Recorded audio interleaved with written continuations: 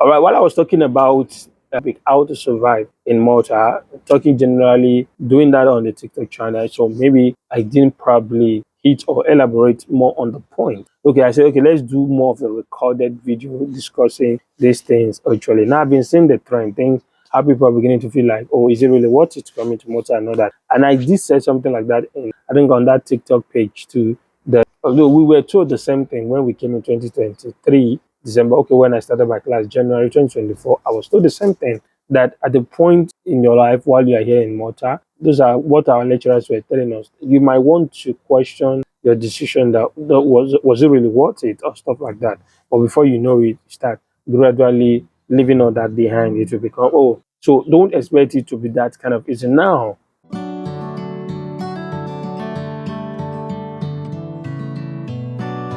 Malta is gaining too many attentions. Do you even know? We have massive flow of even tourists that came into Malta last year compared to the numbers for last 2 years. So who knows what we're expecting there. So they are beginning to gain that recognition and that popularity, same as well as students coming in to study here in Malta. And people are beginning to make them feel like, oh yeah, I think Malta is a good place to consider, a good place to consider. It's an English speaking country. Same as working while people are still trying it out. Despite that, there have been a whole lot of pressures even on the immigration sections. I think some things are beginning to kind of go slow, not as quick as it used to be. I would link a videos about how is it really true? Is Malta getting hard? And Malta is becoming really hard for international students. I did a video and I will put a link anywhere up here so you will see. Malta is becoming really hard for international students. And why is it so? So in the process, after that video, I also talked about maybe you should not come to Malta. I also put a link of that video somewhere so you see. So looking at all this, and I just felt, okay, let's say regardless, you tried your best and you come to Malta legally through study. Okay, now what do you do? I've talked about people who came in for a master's program, which is probably 18 months, and they paid the whole tuition fee. So if they choose to start, spending their money anyhow, it is based on what they want to sustain themselves on. It is their personal savings, personal lifestyle. So it has nothing to do with being able to pay tuition fees again because most of them come in paying their tuition fee complete. So it is now just them now, personal hustles and lifestyle. So now the first thing to consider how to survive in Malta. First thing to consider is accommodation. Now, if I have to go by my previous videos where I talked about Malta becoming really hard for international students, I mentioned proper planning. Now, accommodation is something you should not prioritize from the beginning, pursuing comfort. It is, yeah, comfort is key. Comfort is key. You need that your personal space and all that. But Malta is not where you should come in into with the mindset to just quickly jump onto that comfort. You first need to understand what you are getting at. You need to understand, you need to first see as the first step of, okay, things are beginning to look all right. Why you should prioritize getting a moderate accommodation that is something within a reasonable budget, not because it is you just need to start having your privacies or stuff. Yes, there are some people who really do not care if you can afford it. Personal space is so key if you can afford it. If you can, so don't get me wrong. But accommodation is one thing you should prioritize. It's something you should look at if you want to actually survive in Malta. It is the major area that hits into your finance in Malta here. In fact, the thing is, you only have two expenses to cater for, two bills to pay every month, since one of them is completely taken care of by the government. Out of the three major necessity, the accommodations, your feedings, and that of transportation to wherever you want to go.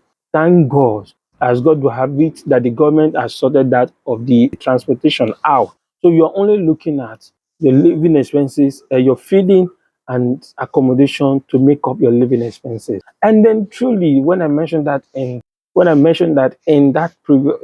previous video, I said, okay, when it comes to food like that, some people are not as foodie as some of us. They can spend a budget no more than 70 euro to 80 euro on food. Some, if you go too much, 100 euro is enough to probably take care of feeding for you. So now the major thing that eats your budget, your money more is the accommodation. That is where this is the thing that would affect your savings. So let's say for instance you are actually working and doing the 20 hours per week job, and then you're on the minimum wage, because most employer would definitely want to start you with a minimum wage. You except you probably you're lucky you find some for a start, for you to start gaining that work experience or getting used to some major recruiting agencies, employer, the most of them probably want to start with a minimum wage for you to get this job faster. Now, let's say you are getting as between 110 euro in a week. That's something that will, for 20 hours, basically. Now, for instance, there's everything that's maybe your employer and I give you a little bit of overtime, or during the break, you now make more. But during the time, during the class session, when you're 110 in a week, which is almost 400 and something in a month, how do you get to pay, go and start pursuing an accommodation of 450 euro for private space in the month? Most of the private rooms are from 400 to 450, 500 euro. And if you're looking for those ones that will be cheap, the way you will find it, it's scarce, and where you will find it will be very hard. And they will not go maybe below 350 or so for private room. If you even spend 350 for private room, it's good. If you find something like that, Masiscala, Wijiba, all those areas, there at least you have 100 euros spare probably to take care of your feeding. Okay, you are just on a zero balance, but equilibrium, no oil, no savings. But you now go for 450 euro accommodations. What do you think will happen? So you need to start looking for extra money to take care of the groceries. Let's put it now. Let's say all things being equal, you are following that, you are doing 20 hours. Okay, but in case you now find something of 250 euro bed space and 100 euro, at least you are still having a backup savings of 100 during the section. But during the break, you can then do more to get the do, because it allows you to do full time during break, where at least you can be getting up to 900, the 950 minimum wage to 1,000 euro. So with that, and your budget is still, your expenses, bills is still 350 euro, that means you have to be able to save something towards it. That was why I said, now, so how to survive? Accommodation is one thing you look at first. Prioritize that and look at what can you take, what can you afford, and what can you tolerate at that moment. It is one thing you should look at. Don't please come into Malta and be like, that's the key area that's going to affect the rest part of how you're coping with Malta. Two, preparation. If you want to survive in Malta, now Malta now require you to prepare very, very well. Like when I mentioned in that videos, I talked about, in fact, if it is possible, please don't come with the sweet mouth people give you. That don't worry, so far you have been able to pay your school fees or pay 50%, and then or you have gotten the visa. So you just manage and force yourself to buy ticket and come in with something to just live in for a month or so. No. Remember you showed your living expenses, so that you have something that will take care of you for the whole 1 year. And the thing is that if at all, the minimum gauge, the minimum level I'll mention here is for you to look at nothing less than 4 to 6 months, something that can sustain you for nothing less than 6 months. Prepare very well. That thing is to what you will spend on accommodation for at least 6 months. This is feeding for at least 6 months. Oh, let's say even you are coming from your country and you come with a lot of foodstuff and spices. So the groceries might be minimal. You maybe start spending 50 euro on grocery. For 6 months, it's 300 euros. Abi, now most of my accommodation bills they come with utilities. Okay. Now it means again back to my first point. Your preparations is connected to your budget of what you're going to sustain yourself with for the first 6 months, which is by looking at the bills to pay the accommodation for the first 6 months. So this is why you have not even gotten your card. You have not even gotten the first job. You don't know what kind of job you will find as your first job. You're already living a private room of 450 and you have paid 2 months, 3 months before you start seeing your blue paper or card, and then 1,000 something gone. And mind you, while you are paying the 450, agent will take his own referral agency fee and you will pay deposit of the same amount. So your first month you paid 450 to 900 plus 100 and something for the agent. You have spent 1,000 already to pay for 1 month rent for your first month. And then subsequently you have pay another 450 for the second month. Going to the third month before probably you see your blue paper and all those stuff. Imagine how much you have wasted, close to 1/8 to 2,000 euro in 3 months. Then you have not gotten the right job or the kind of job or something at least to survive with. You're now beginning to say, Malta is hard. When you should have started your preparation, get to know that, yes, so know it before you enter. You've wasted 2,000, then you now start looking for adjustment. How can you find who to share room with? You should have just first, before you start switching to comfort, start first with you're just finding a place to keep your head, not because you like to share with anybody, just to have a legal place to keep your head and the legal housing authority and document to apply for your resident card. So you don't know what is ahead of you, what you will face. That's why imagine that 2,000 you wasted for 2 months, 3 months on accommodation, and you're paying 250 rent for best space. You pay 275 for best place where I'm paying 275 plus the deposit of it is 550, maybe plus agency there I see 700 for first month. Now 275 into 4, 550 plus 550 is 1,100 plus the other one 700. That's the 1,800 as taking care of your rent and utility for say for 5 whole months. And you're not coming here to just come and sit and be watching, but 5 months, at least maybe by then, God willing, you have found something doing. Then you can then start saying that, okay, how much are you getting, how much are you saving, before you begin to think of should you switch to next place or not. That's the essence of that preparation.